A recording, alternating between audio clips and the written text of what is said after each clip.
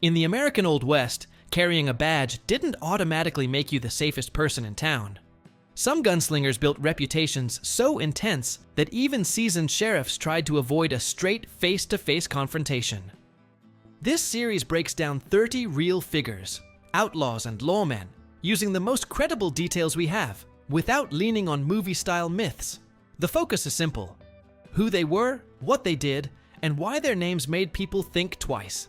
Number 1. John Wesley Hardin. If you were a sheriff on the Texas frontier after the Civil War, Hardin's name wasn't just famous, it was a practical problem. He built a reputation fast, with killings tied to arguments, feuds, and sudden escalations where people barely had time to react. The exact body count is argued over, partly because Hardin himself liked to talk, but even cautious historians agree he was among the deadliest gunmen of the era. What made lawmen hesitate wasn't only speed, it was unpredictability. A small slight could turn into a shooting. Even the Texas Rangers treated him like a serious manhunt, not a simple arrest. Years later, his story ended in El Paso, still surrounded by the kind of danger he never really left behind. Number 2. Clay Allison. Hardin set a brutal standard in Texas, but the same kind of fear followed men across borders, and Allison is a perfect example. He drifted into New Mexico ranch country and mixed business with violence in a way that kept both outlaws and lawmen guessing. He could work like a regular cowhand and then, without much warning, land in the middle of a brawl that ended with someone dead. Some stories about him got exaggerated over time, but the record still shows repeated fights, repeated arrests, and repeated claims of self-defense. Basically a loop that wore down local authority. People also remembered the odd behavior and public stunts, which didn't make him colorful. It made him hard to predict. When someone's mood is part of the threat, sheriffs don't rush in alone. Number 3. King Fisher. If Allison was chaos, Fisher was control, at least in the way he presented himself. He ran a ranch and gathered power through a mix of intimidation and local influence. And the message was clear: avoid his roads, avoid his circle, and you avoid trouble. His reputation got so big that people treated his territory like it had its own rules. What really unsettled other lawmen is that Fisher could move between outlaw behavior and official authority. He even served as a deputy and then acting sheriff. That kind of double role makes a guy harder to challenge, because he can claim law one day and act like an outlaw the next. It all caught up during a night out in San Antonio, where a theater dispute turned deadly and proved that even famous gunslingers weren't untouchable. Number 4. Ben Thompson. Fisher's final night connects straight to Thompson because Thompson had his own kind of reputation. Not just a shooter, but a professional gambler who could also win elections. In Austin, he was twice elected city marshal, which tells you something important about the Old West. Sometimes the community picked the most dangerous man because they believed danger could keep order. He had been in enough violent situations that people treated him like a walking warning sign. Then came the killing of a well-known theater owner in San Antonio, a trial that ended in acquittal, and a return to gambling life like nothing happened. That pattern, public violence, legal escape, back to business, built a kind of invincibility aura. When he walked back into the same theater later with King Fisher, the city's grudges were already loaded. Number 5. Dallas Staudenmeier. While Thompson and Fisher were feared because they blurred the line between outlaw and lawman, Staudenmeier was feared because he made the badge look like a weapon. He became town marshal in El Paso, and within days was in the gunfight, later nicknamed 4 Dead in 5 Seconds.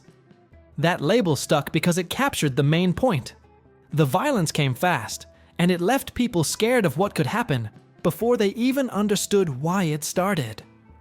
After that, his problem wasn't only criminals. It was politics, rival saloon owners, and local enemies who believed the marshal had too much power. The deeper the feud got, the more isolated he became. And that's another Old West pattern. Once a lawman becomes the most dangerous person in town, the town eventually tries to remove him. Staudenmeier's story ended in the same city where his legend began. Number 6. Bill Longley. After hearing about men who were clearly real threats, it's worth looking at someone whose legend is half fact, half bragging, because that mix also scared lawmen. Longley talked big, and over time some people treated his claims like proven history. Even modern sources warn that his story is a blend of confirmed events and his own boasting, but the confirmed parts are still ugly. Repeated violence, repeated trouble with the law, and a reputation that grew faster than any official record could track. In places like this, a sheriff has a practical problem. You can't wait for perfect paperwork when the town already believes a man will shoot first. Another hard truth is that Longley's history included terrorizing newly freed black people after the Civil War, which matters because it shows how outlaw behavior often aimed downward at vulnerable targets, not just at rival gunmen. His end became another piece of frontier folklore, with rumors that never completely died. Number 7. Sam Bass. If Longley represents how stories grow, Sam Bass shows how fast crime networks could form around railroads and money.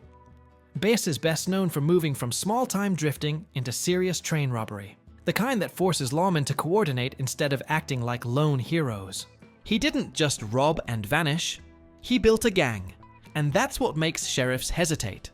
Because even if you face the leader, you may be stepping into a group ambush. His final showdown happened in Round Rock, where law enforcement caught up with him after months of pressure. What makes Bass stand out is that he became a symbol of the big score outlaw. The guy who goes after railroad money and thinks he can outpace the system. For sheriffs, that kind of outlaw is dangerous because he attracts followers who want the same shortcut to cash. Number 8. Jesse James. Bass was a railroad-era outlaw, and Jesse James was the celebrity version of that idea, someone whose name traveled faster than any posse. Coming out of guerrilla warfare and post-war chaos in Missouri, Jesse helped turn robbery into a long-running campaign with planning, safe houses, and supporters. That support is the part people forget. Lawmen weren't only scared of the gunman, they were scared of the environment around him. If a sheriff's deputy rides into a county where half the locals won't cooperate, that badge doesn't feel powerful. Jesse's gang hit banks, trains, and towns, and the pursuit often dragged on because witnesses stayed quiet or gave bad information. Over time, the legend became political. Some folks framed him as a rebel hero, while lawmen saw him as a threat to basic order. That gap between public image and legal reality made him even harder to capture. Number 9. Frank James. Jesse's reputation wasn't built alone, and Frank James mattered because he gave the gang stability. Frank tended to be described as the steadier brother, but steadier doesn't mean harmless. It means organized, careful, and consistent, which can be worse for lawmen than wild impulsiveness. While Jesse drew most of the attention, Frank helped keep the network alive, moving, hiding, regrouping, and staying useful even when pressure rose. After Jesse's death, Frank surrendered and faced trial. And that's a big moment in the Old West story because it shows the system trying to pull a legend back into normal court rules. Even then, the gap between famous outlaw and proven charges was real, and it helped him survive the legal aftermath. Sheriffs feared men like Frank because they didn't just shoot, they planned. Number 10. Cole Younger. Frank James connects naturally to Cole Younger because the James gang and the Younger brothers worked side by side, and their teamwork raised the threat level. Cole came out of the same violent post-Civil War environment with experience that looked less like cowboy crime and more like a trained habit of conflict. When their major bank raid failed, the aftermath was brutal for the gang, and it basically closed one chapter of large-scale Midwestern outlawry. Cole survived, went to prison, and later re-entered public life in a way that feels strange today, giving interviews, shaping his own story, and turning personal violence into something like a public narrative. For sheriffs, that's frustrating, because it means the outlaw's legend keeps recruiting admirers even after the crimes stop. Cole's name stayed powerful not because he kept shooting, but because his past carried weight wherever he went. Number 11. Wild Bill Hickok. Once you shift from gangs to one-on-one reputations, Wild Bill is unavoidable. He wore the badge at times in Kansas cattle towns, where arguments could explode into gunfire in seconds. His reputation wasn't just about being fast. It was about being confident enough to enforce rules on men who were already armed and half-drunk.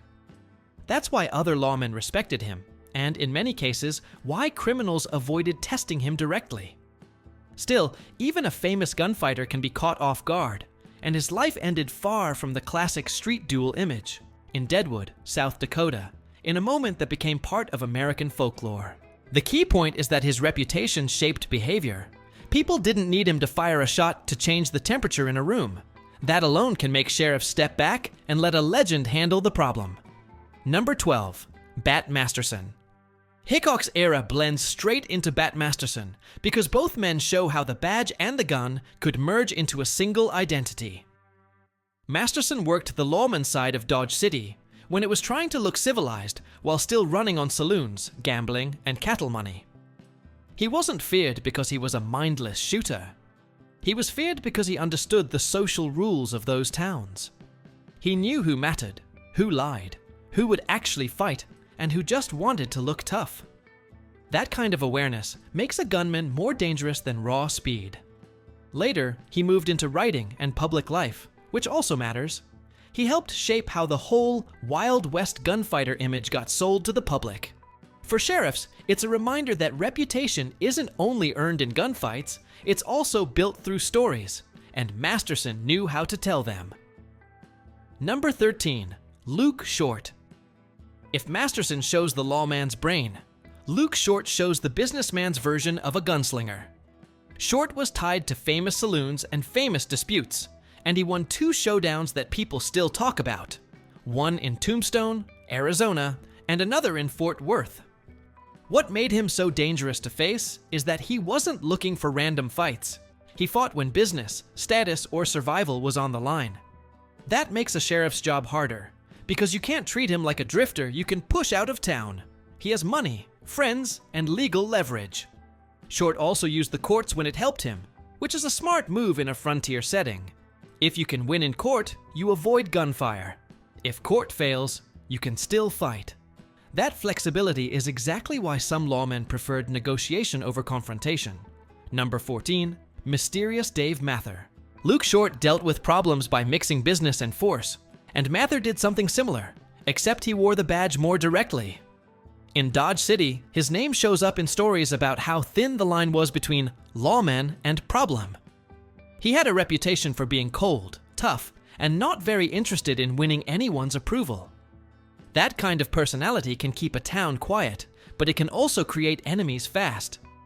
One of the most telling parts of his story is how often it turns into conflict with other lawmen and local power brokers, not just outlaws. When a marshal is fighting politics, enforcement, and personal feuds at the same time, the job stops being keep order and becomes survive the town. Mather eventually faded into uncertainty, which fits his nickname. For a guy who lived by reputation, the ending stayed murky, and that mystery kept the fear alive longer than a clear ending ever would. Number 15. Wyatt Earp. Mather's world leads straight into Wyatt Earp because Earp is the clearest example of a lawman who became a gunslinger in the public imagination. His name is tied to Tombstone and the gunfight near the OK Corral, but the bigger story is how he handled pressure. Earp wasn't famous because he wanted random duels. He became famous because he kept stepping into situations where everyone expected violence. That's the point behind the sheriffs refuse to face idea. Some confrontations are so tense that even experienced lawmen try to avoid being the first man through the door. Earp repeatedly moved towards the conflict anyway, and that decision, right or wrong, made him feared by criminals and respected by allies. The other reason he scared people is that he didn't just fight once. He kept following through, which turns a single incident into a personal vendetta cycle. Number 16. Doc Holliday. If Earp was the steady face of that Tombstone conflict, Doc Holliday was the sharper edge. He was trained as a dentist, but in the West, he lived more as a gambler and a man who carried trouble with him. What made Holliday scary wasn't that he was the biggest or strongest. It was the combination of intelligence, aggression, and a willingness to stand beside Earp when most people would step away. He had a reputation for getting into fights over insults, and in a saloon culture, insults were currency. At the same time, his health was always a factor, which likely added to the danger. A man who feels he has less to lose can take risks others won't. Holiday eventually died in Colorado, not in a blaze of gunfire, which is another reminder that real Old West stories often end quietly compared to the legends. Still, in his prime, plenty of men chose distance instead of a direct challenge. Number 17. Curly Bill Brocious.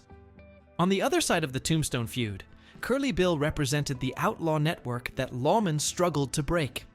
He was tied to the Cowboys, a loose group involved in rustling and robbery, and what made him so hard to handle was the mix of violence and local support. In frontier communities, an outlaw didn't have to be loved. He just had to have enough friends, family ties, and fear-based loyalty to keep witnesses quiet. Curly Bill's reputation grew because he seemed comfortable acting openly, as if the law was optional. That's a nightmare for sheriffs, because public defiance invites copycats. His story also shows how quickly outlaw and politics could mix. Alliances, grudges, and money often mattered more than formal authority. By the time lawmen went after him seriously, it wasn't a simple arrest. It was a rolling conflict where every meeting risked a gunfight. Number 18. Johnny Ringo. Curly Bill had the image of a loud outlaw leader, while Johnny Ringo carried something colder, the reputation of a loner with a fast draw and a bad temper. He was connected to the same general circle around Tombstone, but he's remembered differently because his legend filled in gaps that records don't fully cover. That's common in Old West history. When documentation is thin, reputation does the rest. Still, sources agree on the basics. Ringo had violence in his past, had run-ins with the law, and became part of an environment where men expected to be killed sooner or later. For sheriffs, a man like Ringo is hard because he doesn't have to run a gang to be dangerous. A single person with skill and a grudge can create the same fear as a whole crew.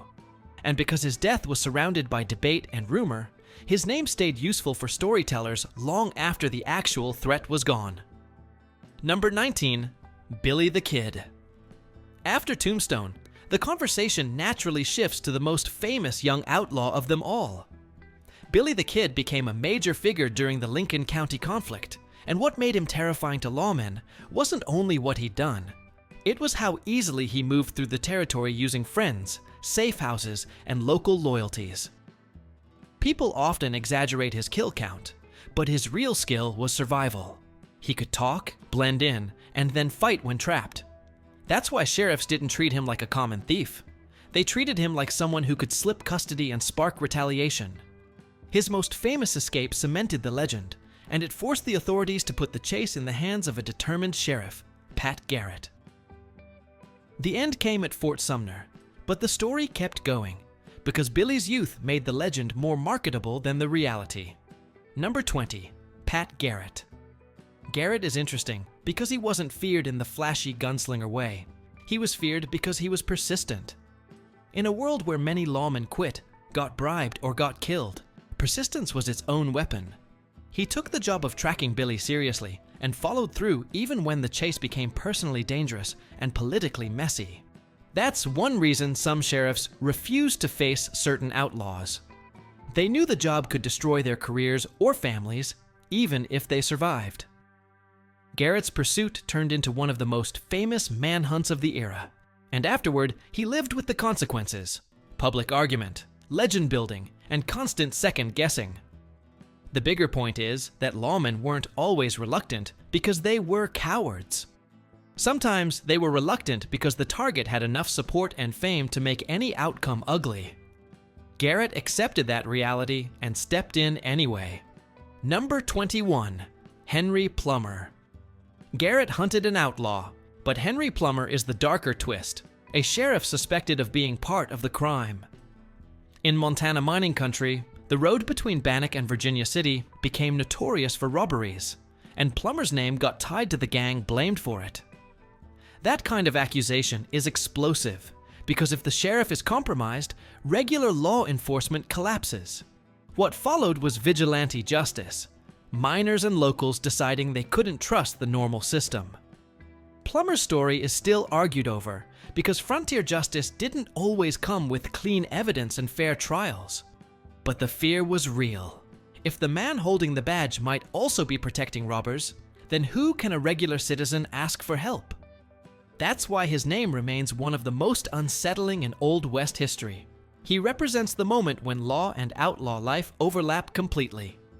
Number 22. Black Bart. After Plummer's chaos, Black Bart almost feels like a different genre, but he still terrified lawmen because he was consistent and hard to catch.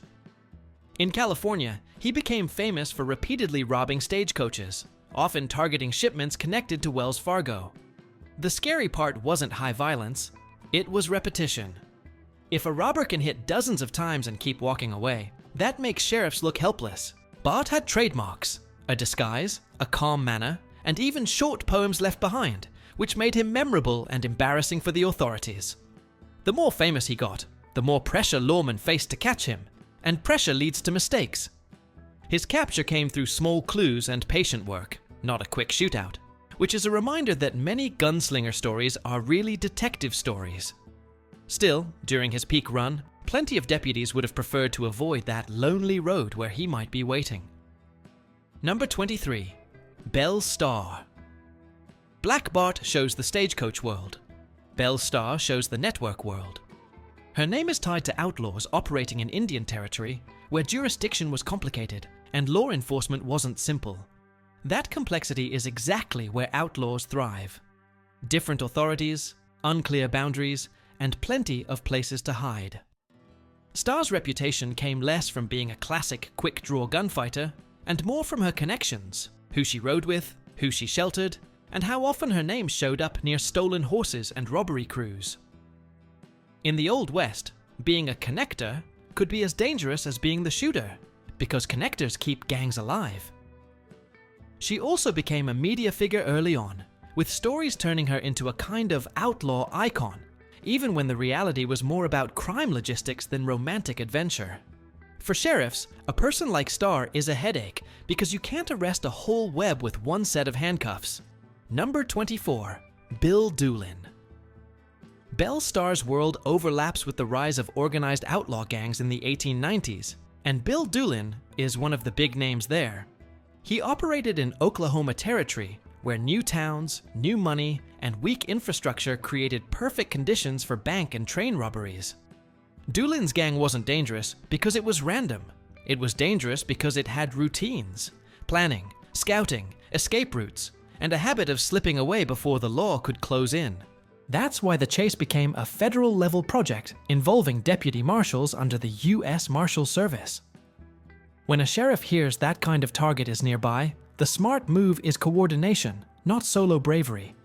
Doolin's career ended violently, but the bigger story is that his gang pushed law enforcement to modernize. More cooperation, more tracking, more long-term pressure instead of one dramatic showdown. Number 25. Cherokee Bill. Doolin was a gang leader, but Cherokee Bill became feared in a more personal way. Young, aggressive, and tied to a string of serious crimes in the same region. His story sits inside the complicated reality of Indian Territory, where multiple Native American nations lived under their own systems while federal courts also reached into the area. That jurisdiction mess created space for violent men to move around and play authorities against each other. Cherokee Bill's reputation grew from repeated robberies and killings, and sources describe him as someone local lawmen considered especially dangerous. What makes his ending historically important is where it happened. Fort Smith, Arkansas, a major hub for federal justice on the frontier. He was tried, convicted, and executed there, showing the moment when the system finally caught up to a figure who had become a symbol of lawlessness. For sheriffs, he represented the worst-case scenario, a violent outlaw who could hide in the cracks between different authorities. Number 26. Butch Cassidy. After the big gang era of Doolin, the name that still dominates pop culture is Butch Cassidy. He was born in Utah and became the kind of outlaw who tried to look practical rather than reckless. More planning, fewer pointless fights, and a focus on robberies that paid. He's most tied to the Wild Bunch, a crew known for hitting banks and trains and then disappearing into rough country before posses could trap them. They became famous partly because they targeted high-profile companies, including railroads like the Union Pacific Railroad, and that attracts attention far beyond one town. For sheriffs, Cassidy's danger wasn't just gun skill, it was strategy. He understood timing, routes, and how slow information traveled in the West. Even today, his final fate is debated, which is exactly what outlaws wanted. No clean ending, no clear proof, just a story that keeps drifting. Number 27, Sundance Kid. Cassidy's closest partner, the Sundance Kid, added another layer to the Wild Bunch threat.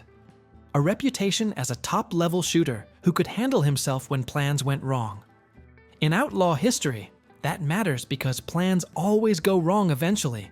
Someone recognizes you, a horse goes lame, a sheriff blocks the obvious road, or a safe takes longer than expected. When the pressure hits, the gang's survival depends on the man who can keep a cool head and fight his way out.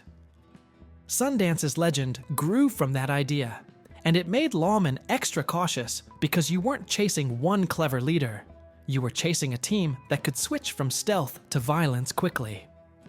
Like Cassidy, Sundance ended up wrapped in uncertainty once the story moves beyond the US frontier, and that uncertainty is part of why sheriffs back then hated facing men like this. Even if you win, you may not get the clean closure the public demands. Number 28, Kid Curry. Inside the Wild Bunch, Kid Curry had a different reputation than Cassidy and Sundance. Sources describe him as the most quick-tempered and one of the most lethal members, the kind of man whose anger could turn a chase into a shootout. That's the nightmare for deputies. You might plan a careful arrest, but if the target reacts instantly and violently, the plan dies in seconds.